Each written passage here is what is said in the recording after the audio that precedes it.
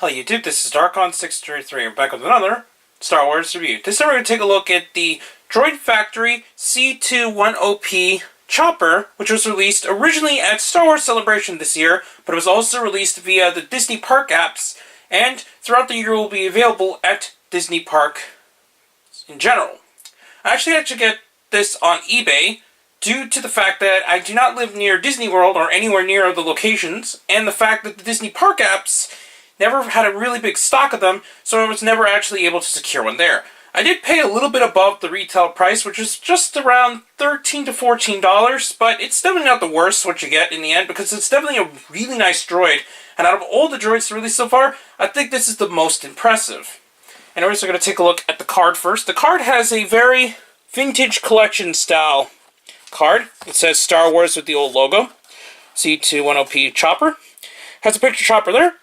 Have the bubble contents there, and a little bit of bio on the back about the Astromech droids in general, and a little bit of a diagram for the droid itself. So that's pretty awesome. We're now going to take a look at Chopper more specifically.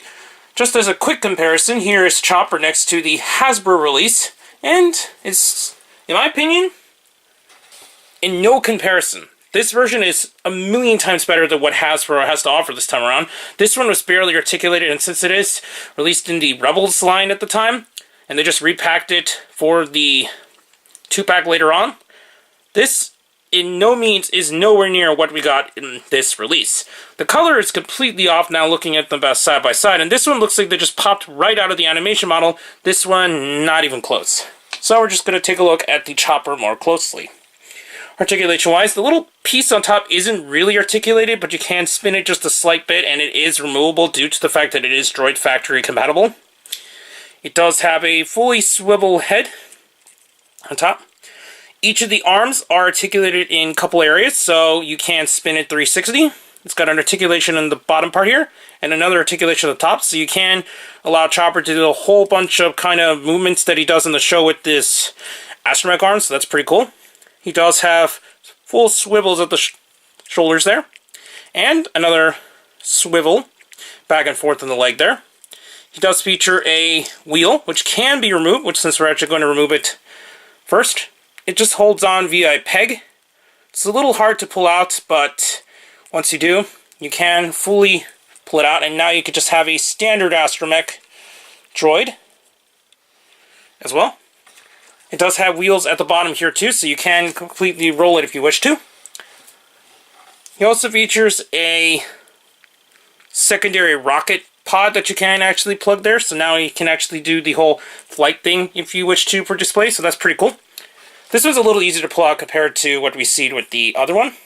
You can remove the hands, however it's a little bit tricky due to the fact they are small pegs. You do need to pull them off at two separate ways since they like to unpeg, but once you do, you can pull these out, and we're actually just going to pull these out completely for now. So we're just going to plug that back in so it looks like this. Same thing with the other side. I'm just going to twist it, try to pull it, but it's hard to, so I end up disconnecting it from the limb there. But here's Chopper just fully on his own.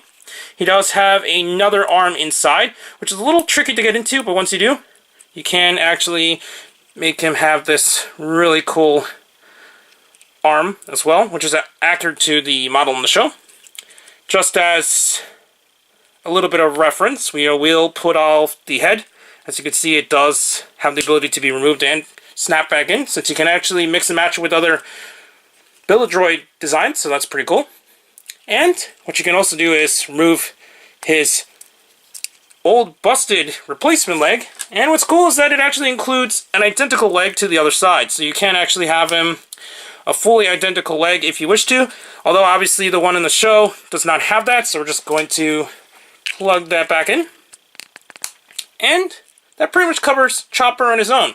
I think it's definitely an upgrade to what we've seen with the Hasbro designs. And for those who don't know, these Build-A-Droids are still compatible with the Hasbro releases, and I think it's a really nice release to get a hold of. It is a little hard to get a hold of in general due to the fact it is a Disney Park exclusives release, or if you didn't get it at Celebration, that is literally the only place to get it. So I say check around eBay. Maybe the app will restock it one day, but I kind of doubt it at this point since it seems like the app doesn't like to restock things very well for what I can tell. But other than that, I think this is definitely a worthwhile release, even if you got the Hasbro Chopper, since it actually is a really nice release overall, and I think Disney really upgraded the overall design of the Astromech droid. Anyways, please comment, subscribe, and check out Hero Club and Hero Taku. Also check me on Twitter under Darkon633, and don't forget to check down the other channels down below. Please check the little bell at the bottom of the screen, and to see my content go up as soon as possible. I'm back with more Star Wars reviews, but for now, I'll be seeing you later, YouTube. Bye.